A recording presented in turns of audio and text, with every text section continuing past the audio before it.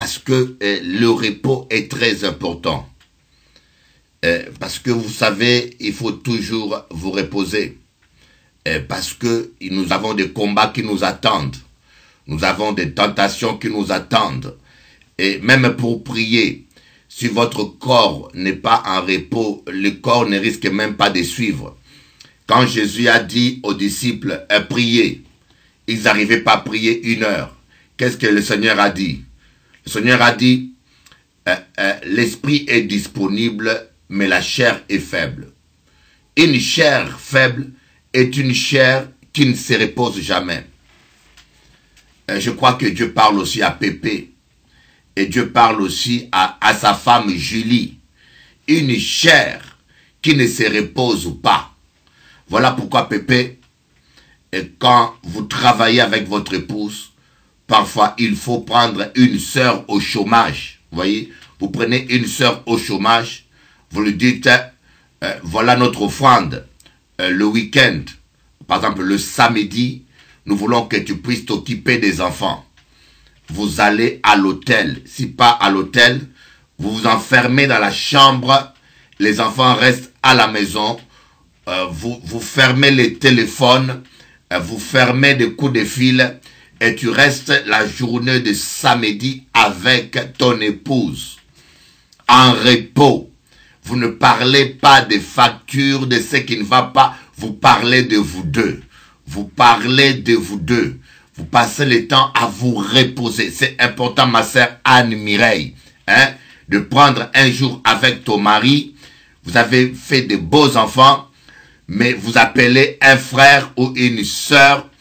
Vous lui dites, écoutez ma sœur, aujourd'hui on te donne 50 €. C'est une manière de bénir aussi les autres. Vous voyez, c'est une manière de créer de l'emploi. C'est une manière de créer du travail dans ces temps où il y a du chômage. Vous prenez une étudiante, vous dites, écoutez, occupez-vous des enfants toute la journée. Toi et ton mari, vous quittez la maison, vous allez dans un hôtel, vous payez 50 € et vous restez toute la journée à vous reposer, à dormir, à vous reposer, sans écouter un seul cri, à prier, à adorer. Et quand je dis à prier, des prières douces. Vous savez, quand vous êtes dans le repos, c'est là où Dieu nous parle parfois. Le repos, c'est un temps où votre esprit est disponible. Regardez un peu, j'aimerais partager avec vous ce passage. Les gens qui ont un style de vie où il n'y a pas de place pour le repos, vous allez voir, ils finissent par craquer. Si vous ne vous reposez jamais, vous voyez, le prophète Élie ne s'était pas reposé. Il est allé, il a égorgé tous les prophètes de Baal. Après, il est allé devant Akab. Il a couru plus vite qu'Akab. Hein? Il a couru plus vite qu'un cheval. Il a dit à Akab, vas-y, il va pleuvoir. Après, il continuait dans l'activité quand on lui a dit que Jézabel veut te couper la tête. Et là, il a craqué. Mais quand il est allé dans le désert, un ange de Dieu a compris que Élie avait besoin de repos. Voilà pourquoi il déprimait. Et un ange lui a mené un gâteau. Il lui a dit, mange, prends des forces. Tu as besoin. Vous voyez, il y a des gens qui ne sont pas possédés par l'esprit de dépression. Leur dépression, c'est qu'ils ne se reposent jamais. Et je plains beaucoup nos sœurs de fois. Nous avons de mamans qui s'occupent des enfants. Vous voyez, j'ai dit aux frères, ce n'est pas facile pour une femme d'être 24 heures sur 24 heures avec les enfants. Vous voyez, la maman est toujours là en train de régler les conflits des enfants. Un tel a pris ceci, un tel a fait cela. Et il y a du bruit, maman, papa. Et la femme passe toute sa journée avec ça. Vous comprenez? Et c'est normal que si cette femme n'a jamais le temps, elle n'a jamais le temps de se reposer, qu'à un moment donné, qu'elle puisse craquer. Et qu'elle puisse craquer et qu'elle puisse commencer à crier ou à déborder. Et des fois, vous avez l'impression que votre femme a un problème. Elle n'a pas du tout d'un problème. C'est que vous ne lui donnez pas un temps pour se reposer. Amen. Donnons un temps au repos. Dans notre vie de famille, même les enfants doivent avoir aussi un temps de repos. Regardez. Nous allons voir cela dans Genèse chapitre 28 à partir du verset 10. Genèse 28 à partir du verset 10.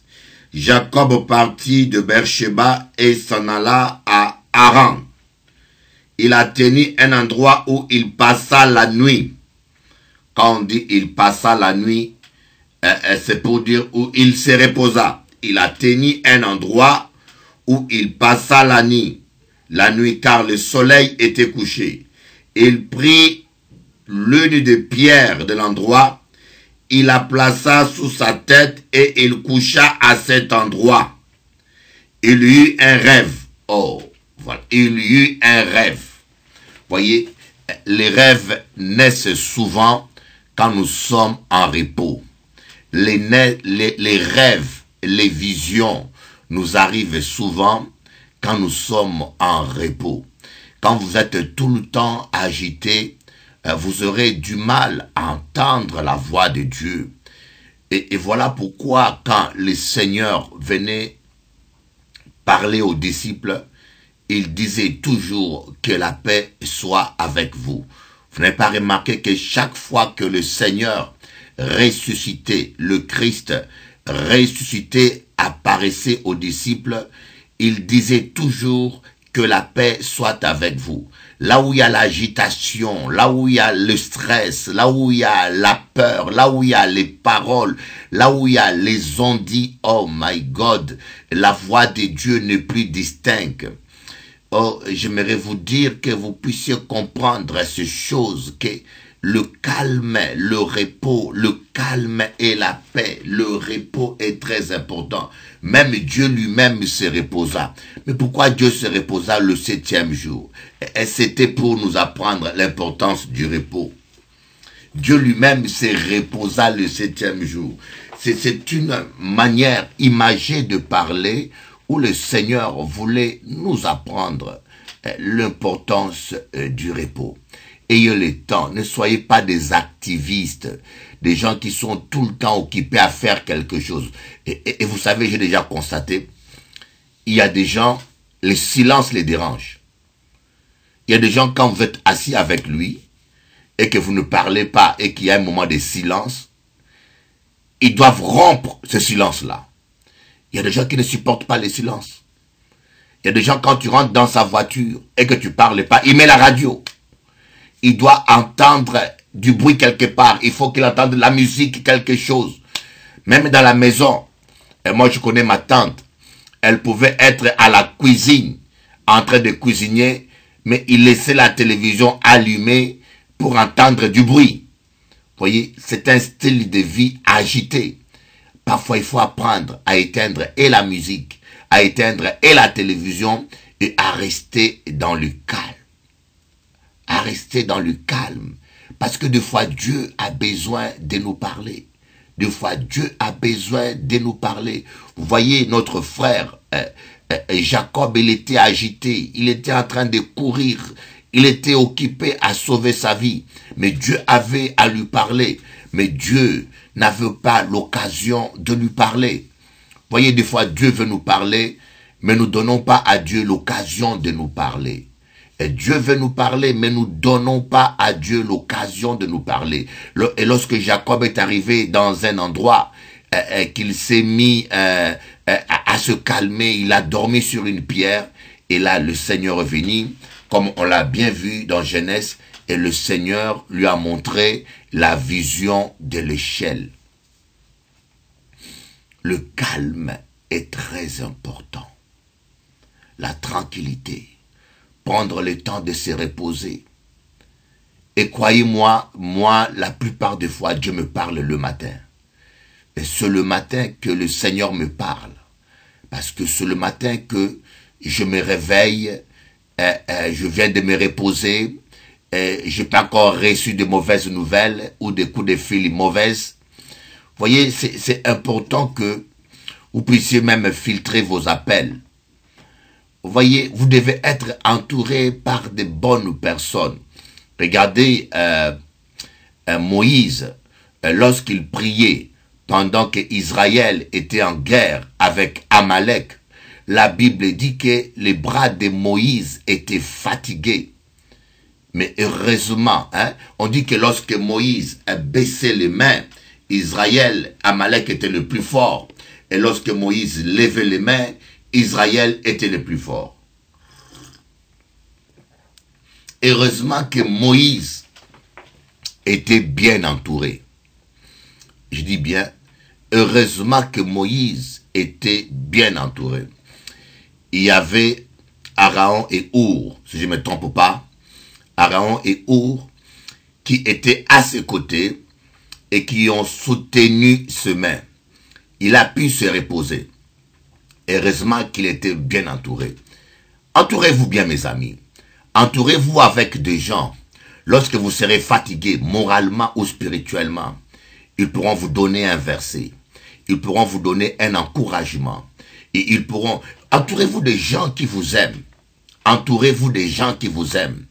Et quand quelqu'un ne vous aime pas, ne permettez pas qu'il soit trop proche de vous. Voyez, les gens qui ne vous aiment pas, lorsque vous baissez les mains, c'est eux qui vont vous achever. Voyez, lorsque vous baissez les mains, ils vont passer le temps à vous critiquer.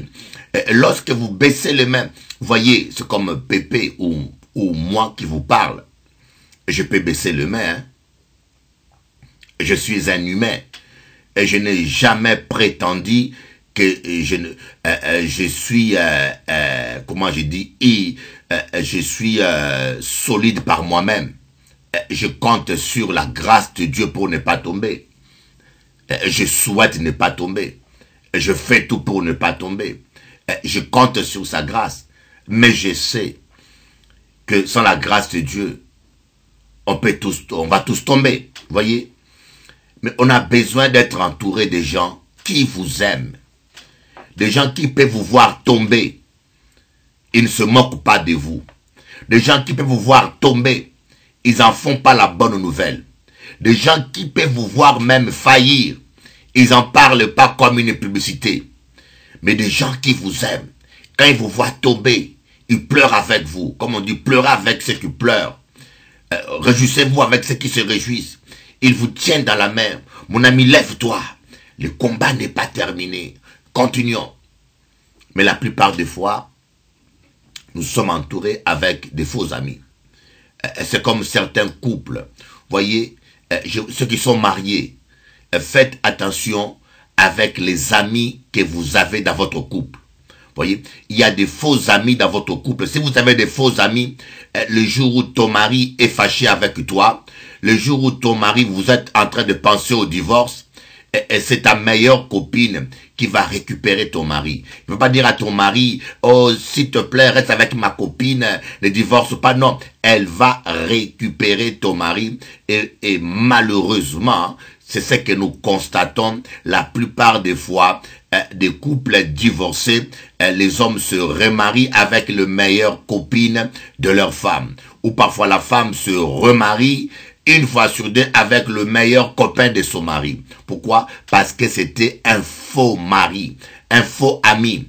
Un ami qui était là, qui convoitait ta femme dès le premier jour, ou qui convoitait ton mari dès le premier jour, et qui a entendu des moments de faiblesse dans votre couple pour détruire et achever. Faites attention avec des gens avec lesquels vous vous entourez. Votre entourage est quelque chose de précieux. Le repos, mes amis. Il y a des gens qui n'entendent jamais la voix de Dieu, qui ne peuvent même pas attendre le conseil de Dieu, parce que ils ne donnent pas le temps à Dieu de leur parler. Ils ne donnent pas l'espace au Saint-Esprit. Voyez, lorsque Dieu voulait parler à Samuel, il a dit Samuel. Samuel était dans la confusion. Samuel pensait que c'était le sacrificateur Élie. Il a dit, sacrificateur Élie, tu m'appelles. 1, 2. Après, le sacrificateur Élie lui a dit, non, c'est pas moi, c'est l'Éternel qui te parle. Vous voyez, Samuel, il avait un bon mentor. Samuel avait un bon mentor. C'est qui un mentor? Le mentor, c'est la personne qui connaît la voix de Dieu, qui a l'expérience des choses de Dieu plus que toi.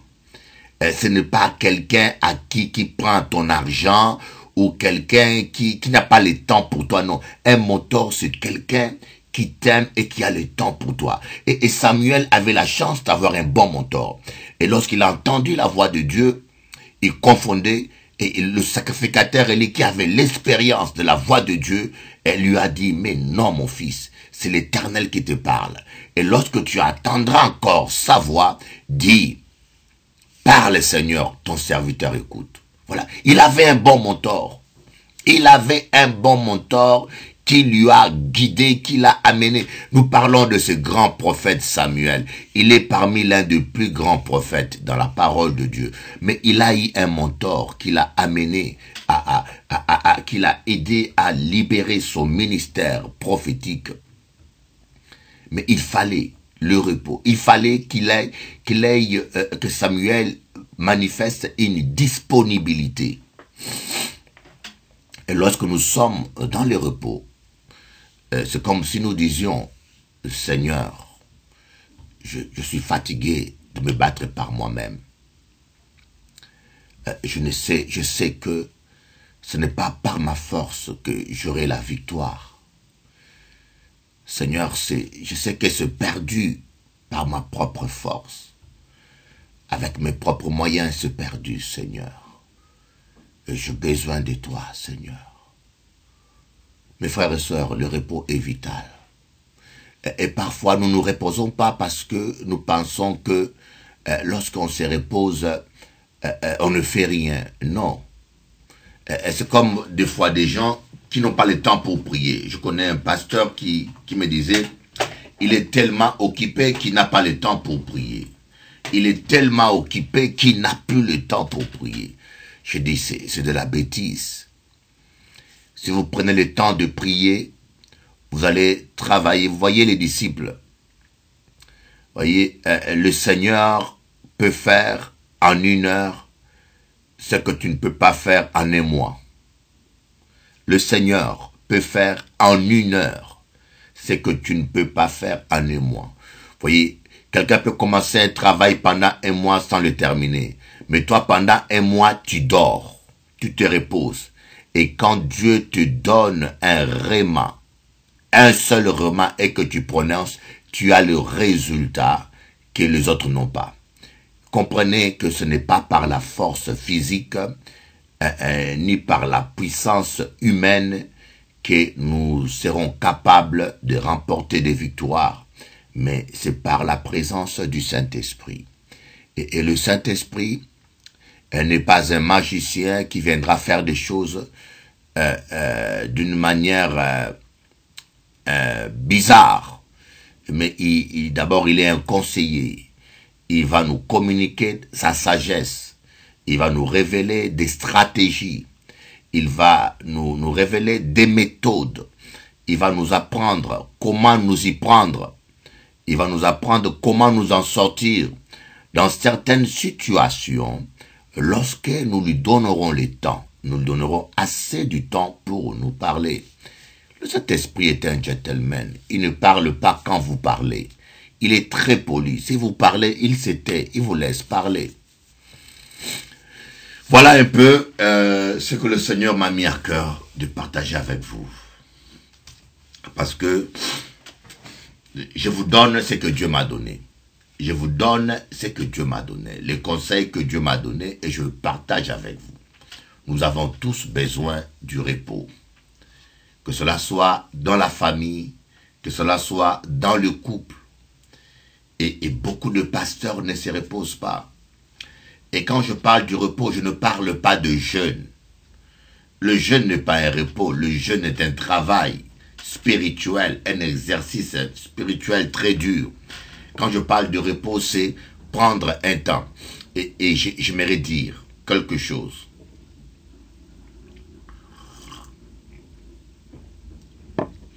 Il y a 3 types de vacances.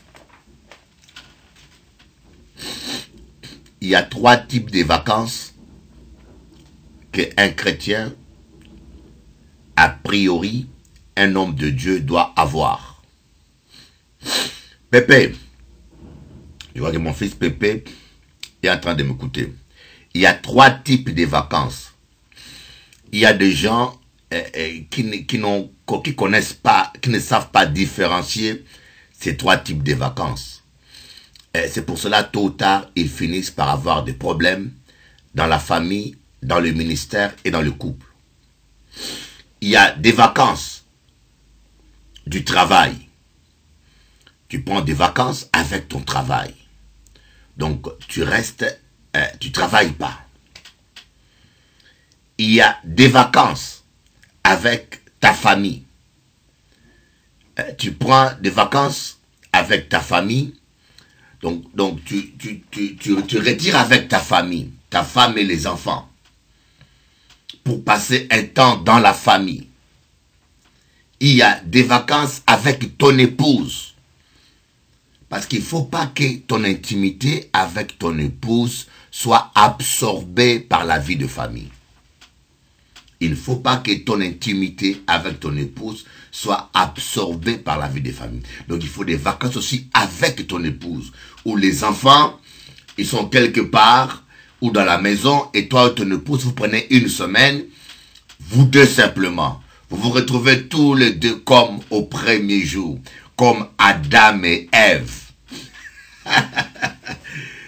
Amen. Et après, un dernier type de vacances, c'est des vacances seules avec Dieu. Il faut aussi prendre un temps, comme Jésus, où tu laisses ton épouse avec les enfants, tu te retrouves seul avec ton Dieu. Et ça, c'est vital. Et ça, c'est vital.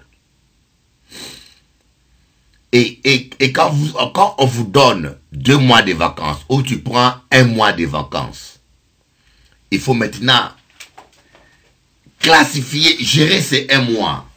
J'ai 1 mois de vacances, je donne 10 jours à ma famille, les enfants, doudou, on fait les valises, on va... Oh, attends, mon fils est arrivé. Il faut ouvrir la porte.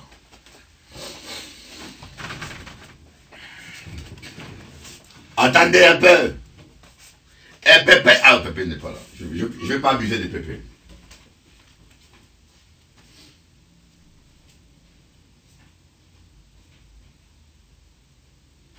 C'est Élisée. Élisée. Chaud.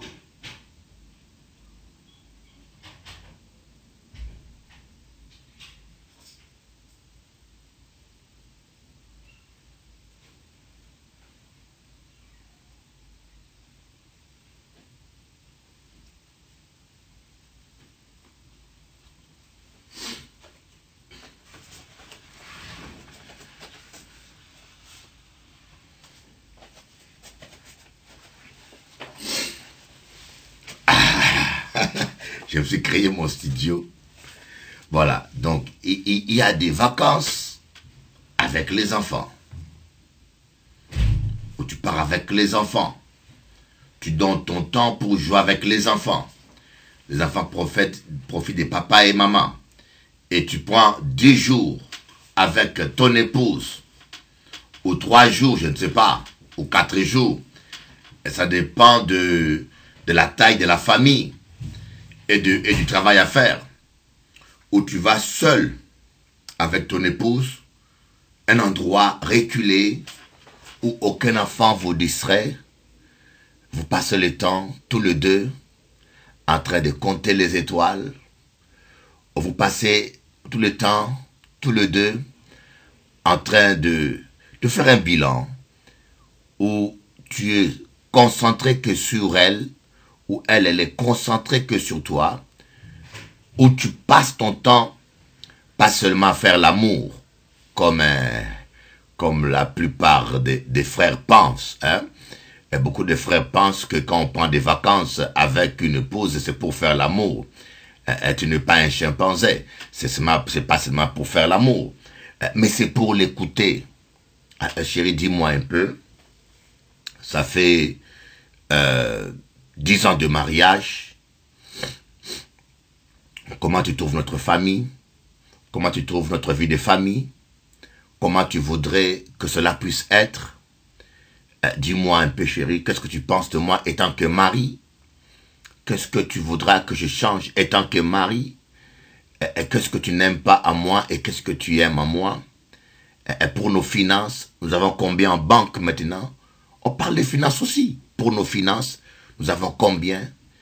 Nous devons acheter une maison un jour. Et il nous manque combien de choses dans l'argent? Comment on peut gérer mieux? C'est vital, ces vacances-là. Tu es avec ton épouse. Hein? Vous êtes qu'à deux. Le portable éteint. Vous éteignez le portable. Il n'y a pas Bishop Eli à appeler. Bonjour Bishop. Non. Non. Vous éteignez tout. Vous dites à tout le monde, écoutez, c'est les vacances. C'est moi et mon épouse. Et là, tu donnes. C'est une manière de montrer à ton épouse qu'elle a de la valeur pour toi et que c'est qu'elle dit. C'est ce que je regrette beaucoup. Dans nos cultures africaines, c'est rare cela. Nos pasteurs africains, j'ai dit avec tous mes respects, hein, j'ai constaté cela, beaucoup de pasteurs africains, même les vacances en famille, ça n'existait pas. Même les vacances en famille, ça n'existait pas.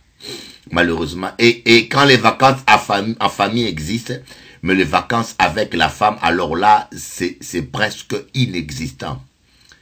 Et pourquoi c'est inexistant? C'est grave parce que il y a des accumulations des problèmes, accumulation des incompréhensions, accumulation des sous-entendus, accumulation des choses. Ça s'accumule tellement qu'à un moment donné, ça explose, vous voyez, et ça explose. La réunion ce soir à l'église, c'est à 19 h. Chacha, c'est à 19 h. Amen. Donc, deux fois, il faut prendre des vacances avec ton épouse. Et une fois que cela est terminé, il faut prendre des vacances avec Dieu. Avec Dieu, tu vas seul, sans ton épouse, tu prends 3 jours. 3 jours, c'est largement bien. Tu peux prendre 7 jours. Ou 21 jours, vraiment quand c'est un appel spécifique, hein, quand il y a un appel, un besoin spécifique, où tu es seul avec Dieu, seul. Vous savez, il y a des gens qui jeûnent 21 jours, mais qui jeûnent mal. Il y a des gens qui jeûnent, ils disent, je suis en jeûne, mais quand vous êtes en jeûne et qu'il n'y a pas de résultat, dites-vous, est-ce que vous avez bien jeûné? Jeûner, moi je préfère jeûner 3 jours correctement que faire 21 jours de jeûne mal. C'est quoi 21 jours où tu appelles, tu parles, on te dit ceci, tu te fâches, tu cries sur quelqu'un, on m'a dit ça c'est pas un jeûne agréable ça. Vous pouvez prendre 3 jours où tu éteins ton portable, 3 jours où tu parles avec personne, 3 jours où tu t'enfermes, 3 jours complets entre toi et ton Dieu où il n'y a rien d'autre. Un jeûne parfait. Et tu sors après avoir entendu la voix de Dieu, que de faire 40 jours ou 21 jours. Les enfants sont en train de crier à gauche, un chrétien appelle, il y a ceci, cela, j'ai entendu ça là-bas. Non. Donc aujourd'hui, je voulais simplement vous parler de cela, le repos.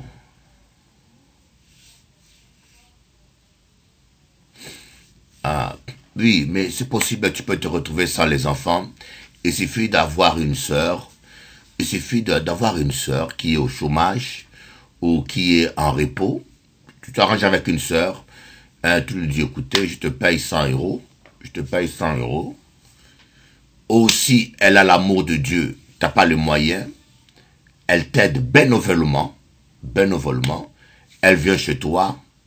Elle garde les enfants. Tu vas quelque part seul.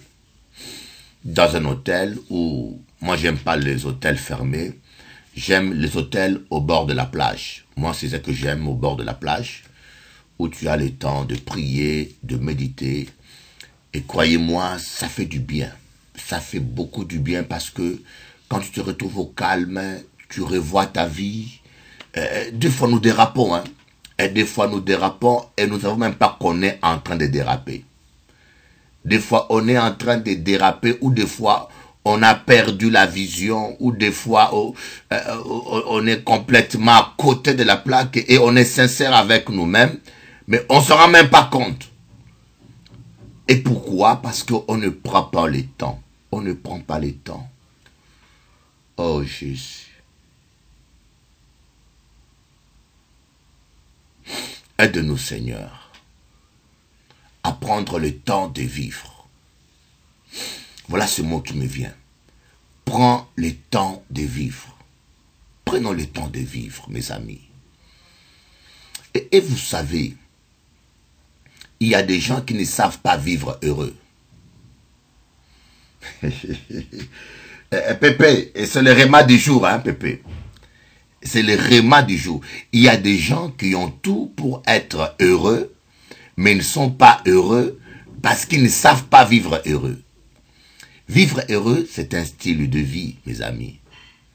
Vivre heureux est un style de vie. Hein, ma sœur Anne-Mireille? Même si tu n'as pas... Il y a des gens pour qui sortir, c'est dépenser. Sortir, c'est aller au cinéma. Mais ce n'est pas toujours ça. Tu peux prendre un samedi après-midi avec ton mari. Vous allez au parc. Dites-moi, quelle est la dernière fois que tu es sorti avec ton mari et tous les enfants dans un jardin zoologique? Quelle est la dernière fois que tu es sorti, toi, avec ton mari et les enfants, même dans un jardin zoologique?